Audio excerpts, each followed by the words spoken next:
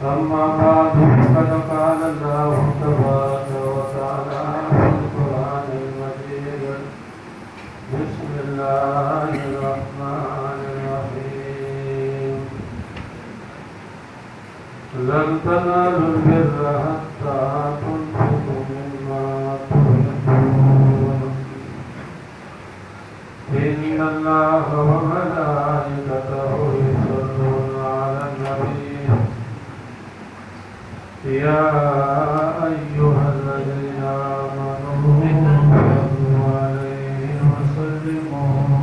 تسليما اللهم صل على سيدنا ومولانا محمد وعلى آل سيدنا ومولانا محمد وبارك وسلم صلاة وسلام عليك يا رسول الله صلى الله تعالى عليه وسلم معزز و محترم حاضرین محفل اللہ جل شانہ کا شکر ہے فضل ہے کرم ہے جو ذات پاک نے آپ کو اور ہم کو مسجد میں جمعے کی نماز کے ادائیگی کے لیے یہاں پر جمع فرمایا ہے یہ آپ کی اور ہمارے مشترکہ خوش نصیبی ہے آپ نے مفتی صاحب کے مختصر مسجد کے تعلق سے تقریر میں سماعت کی اور پھر مفتی صاحب نے اس مسجد کے تعاون کے سلسلے میں جو آپ حضرات کو دعوت دی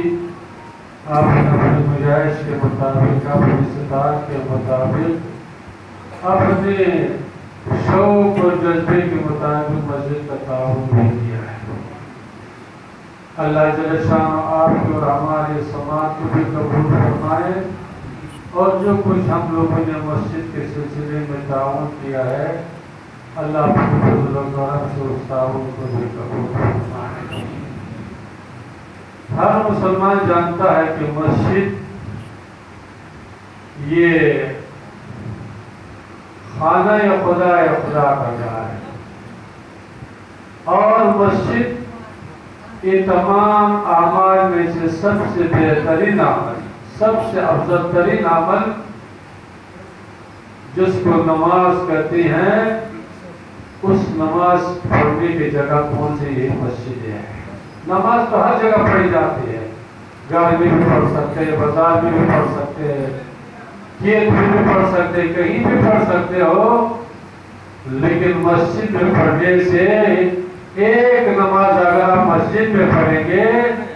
تو کتنا ثواب ملے گا 27 گنا زیادہ ثواب ملے گا اتنی بڑی فضیلت ہے اور پھر اس مسجد میں خرچ کرنے سے کتنا بڑا ثواب ہے کتنا بڑا اجر ہے کہ اللہ جل شانہ قرآن حکیم کے اندر ارشاد فرمائے کہ جو اللہ کے راستے میں اللہ کے راستے کی رضا کے لیے ایک پیسہ خرچ کرے گا تو اللہ جل شانہ انہیں وعدہ فرمائے کہ دنیا کی زندگی میں بھی اس کے بدلے میں 10 گنا عطا کروں گا اور کل بروز معاشر اگر اخلاص کے ساتھ آپ نے پیش کیے ہوں گے تو یہ ضائع نہیں جائے گا یہی آپ کے لیے قبر کی عذاب سے بھی نجات کا ذریعہ بنے گا میدان معاشر کی گرمی سے بھی آپ کی نجات کا ذریعہ بنے گا اور انشاءاللہ العزیز یہی پیسہ آپ کی دنیا و آخرت کی کامیابی کو بڑھانے کا ذریعہ بنے گا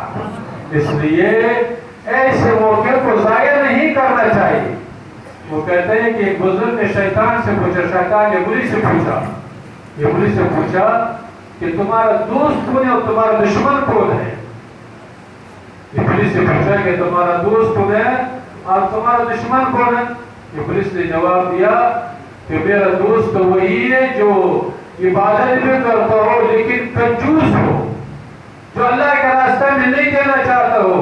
غریب اور مسکین کو نہیں کھلانے کے لیے تیار ہو عبادت بھی کر رہا ہو لیکن کیا ہو اللہ کے راستے میں دینے کے لیے تیار نہ ہو سب کچھ ہونے کے باوجود لیکن اللہ کے راستے میں نہیں کر رہا ہے تو کہتے ہیں کہ یہی کنجوس عبادت کرتے کرتے اور کنجوسی کرتے کرتے اپنے کنجوسی کے بنیاد پر کہاں پہنچ جائے گا؟ جہنم میں چلا جائے گا۔ اور پوچھا کہ تمہارا دشمن کون ہے؟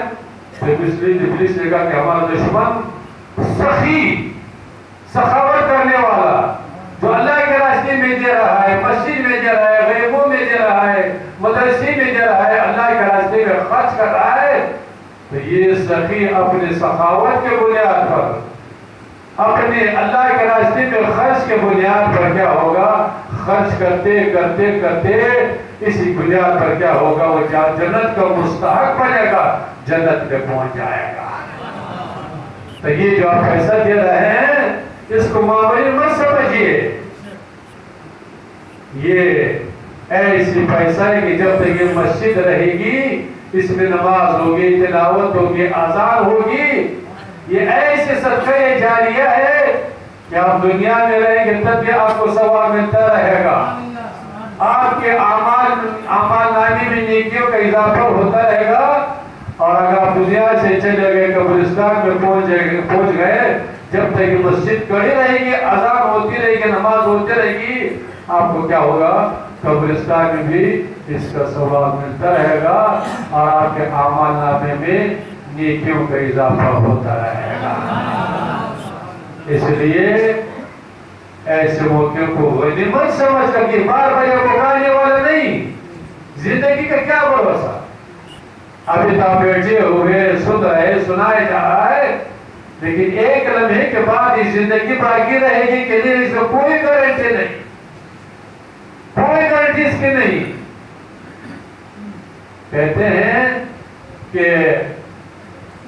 جنتی جب جنت میں جائیں گے، اللہ ہر مسلمان کو جنت نصیب فرمائے، اور دوزخی دوزخ میں جائیں گے تو دوزخ جانے والے تو افسوس کریں گے، افسوس کریں کہ ہم لوگ دنیا میں نماز نہیں پڑھ سکے، تلاوت نہیں کر سکے، جس کی بنا پر ہم لوگ دوزخ پہنچ گئے، افسوس تو کریں گے۔ لیکن جنتی جو جنت میں پہنچ جائیں گے، اس کو دنیا کی کسی چیز کا افسوس نہیں ہوگا۔ یہ افسوس نہیں ہوگا کہ دنیا میں ہم کو زمین نہیں تھی، جائیداد نہیں تھی، اولاد نہیں تھا، یہ نہیں تھا، وہ یہ افسوس نہیں کریں گے۔ ایک چیز کا افسوس کریں گے، ایک چیز کا افسوس کریں گے، افسوس یہ کریں گے کہ کاش ہم 5 وقتوں کے نماز کے ساتھ ہم تہجد بھی پڑھ لیے ہوتے، ہم قرآن کی تلاوت بھی کیے ہوتے، ہم اللہ کے راستے میں خرچ کیے ہوتے۔ یہی اس کا افسوس ہوگا، وہ کسی چیز کا افسوس نہیں ہوگا۔ تو آج اللہ نے آپ اور ہم کو موقع دیا ہے، زندگی دی ہے، یہ اختیار دیا ہے کہ آپ کیا کر سکتے ہیں؟ نماز بھی پڑھ سکتے ہیں، تلاوت بھی کر سکتے ہیں، تہجد بھی پڑھ سکتے ہیں، نفل بھی پڑھ سکتے ہیں، اللہ کے راستے میں خرچ بھی کر سکتے ہیں۔ لیکن کل آنکھ بند ہونے کے بعد آپ اگر چاہیں کہ ہم 2 رکعت نماز پڑھے، 10 روپے غریب مسکین کو دے، آپ نماز پڑھ سکتے ہیں، اللہ کے راستے میں کچھ خرچ کر سکتے ہیں۔ اس لیے ایسے موقع پر زیادہ سے زیادہ خرچ کرنا چاہیے، اور جیسے کہ ہمارے مولانا محرر صاحب نے اس مسجد کے تعلق سے پس منظر آپ کو سنائی دیا۔ پہلے ایک چھوٹی سی مسجد تھی، اب اللہ کا شکر ہے آپ کے تعاون سے، آپ کے جذبے سے، یہاں کے اراکین کے محنتوں سے اب شاندار مسجد آپ کے اور ہمارے سامنے موجود ہے، اور انشاءاللہ ہم کو امید ہے کہ اگر یہ جذبہ برقرار رہا تو انشاءاللہ یہاں سنگ مرمر بھی بن جائے گی، باقی جتنا کام باقی وہ بھی مکمل ہو جائے گا۔ جب کام مکمل ہو جائے گا تو گاؤں والے یہ مت سمجھے کہ ہماری ذمہ داری ختم ہو گئی، نہیں، جب مسجد مکمل ہو گئی تو گاؤں والوں کی ذمہ داری وہ بڑھ گئی ہے۔ کیا ذمہ داری بڑھ گئی ہے؟ ذمہ داری بڑھ گئی کہ مسجد تیار ہو گئی، اب کیا کرنا چاہیے؟ اس کو نماز سے آباد کرنا چاہیے، اس کو اذان سے آباد کرنا چاہیے، اچھا امام رکھنا چاہیے،